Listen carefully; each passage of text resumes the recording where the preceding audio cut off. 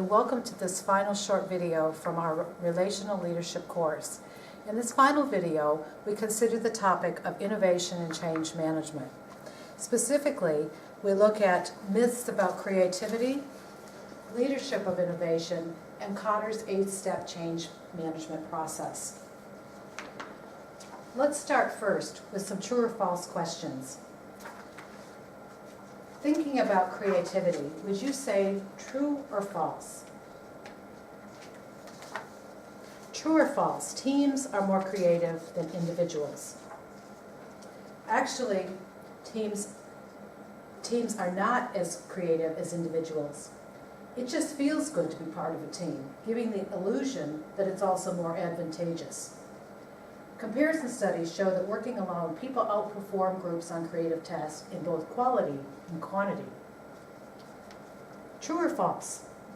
To enhance creative teamwork, get rid of rules and guidelines. Actually, it's false.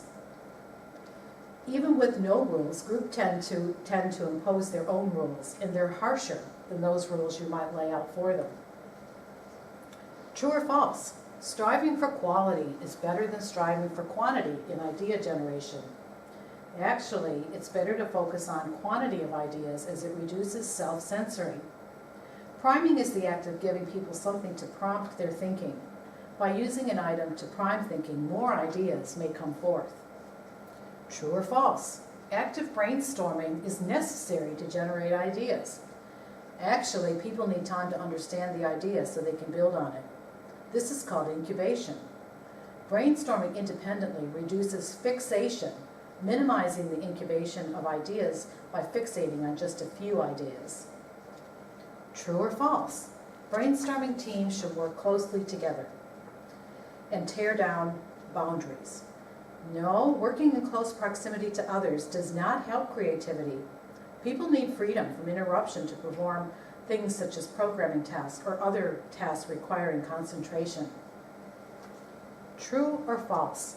People who are pro-social are more creative than people who are pro-self. Actually, no. Concern for self-interest actually enhances creativity. Number 7, brainstorm as a group first to get the creative juices going. No, it's better to work independently first, create a state of thought before a state of action. And finally, true or false? Calming, relaxing, peaceful moods lead to more creativity. No, being aroused by time pressures or anything that leads us to focus will actually help creativity. So as you can see, each of these concepts are myths that we oftentimes hold about creativity. You'll find more information about these myths in our article to this topic in your readings. Let's talk briefly now about leadership of innovation.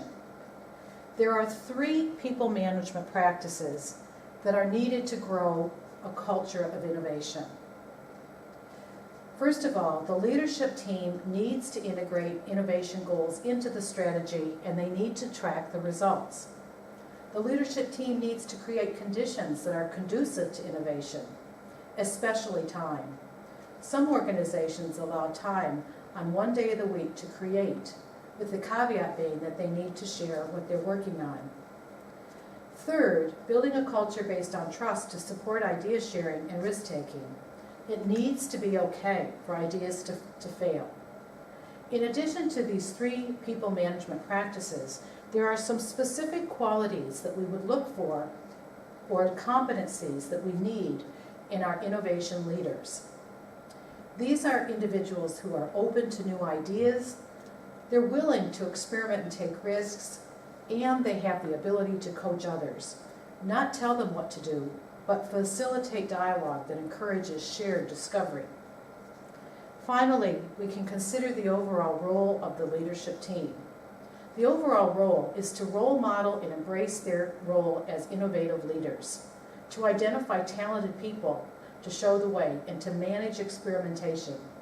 And finally, to foster quick success and build momentum.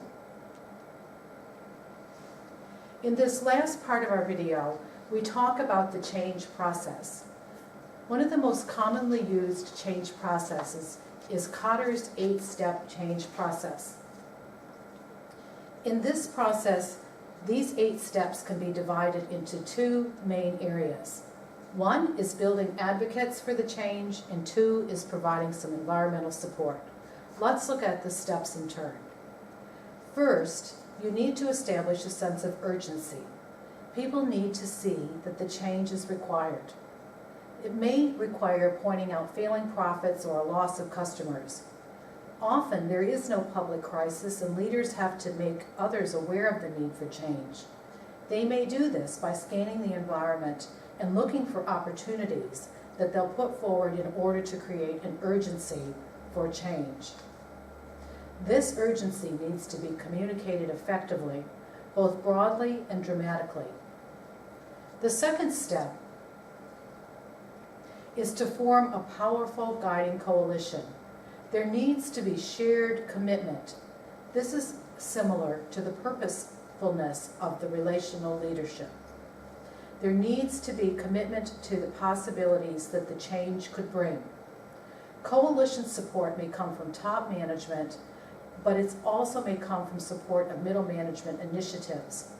And it may involve providing forums to bring people together, such as feedback sessions or retreats. The third step in Kotters' change management model is developing a compelling vision and strategy. This involves painting a picture of a highly desirable future that motivates people to want to act. Fourth is to communicate this vision widely, using every means possible. To widely communicate the needs and the strategy, leaders need to model new behaviors that are expected from others as part of the change. And they need to communicate about the change 10 times more than they think is necessary. They need to create a level of contagion. People need to see the need, buy into it, and be willing to help, often to the point of making personal sacrifices.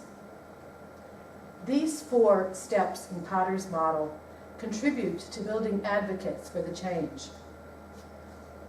Once a critical mass of support has been developed, it's important to provide support for the change. Our 5th step is to empower employees to act on the vision and getting rid of obstacles that make it difficult to implement the change. This may require revising systems, structures, or procedures that hinder the change effort. People need to be able to make things happen. It's important to encourage and reward risk-taking and non-traditional ideas and actions.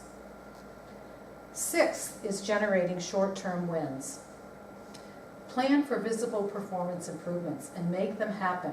Celebrate employees who are involved in making them happen. You need to maintain momentum during the long months that the change takes and to boost credibility for the process.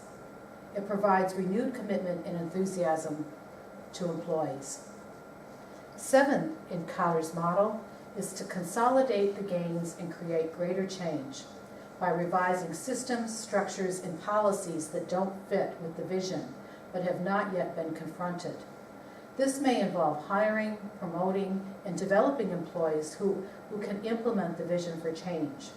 You may need to revitalize the project with a new round of projects, themes, or change agents. And finally, institutionalize changes in the organizational culture by providing follow-through that makes the change stick. This may involve replacing old habits, values, traditions, and mindsets. Growing a new culture so that employees view the change as part of the fabric of the organization, and ensuring ongoing leadership development and succession so that new values and behaviors are carried forward to the next generation. These 4 steps in Kotters' model provide a level of environmental support that make it possible for the advocates for the change to be successful. These stages often overlap, but it's important for successful change to occur.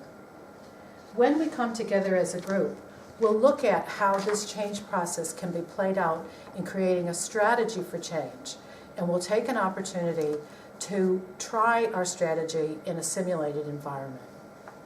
Until next time, see you then.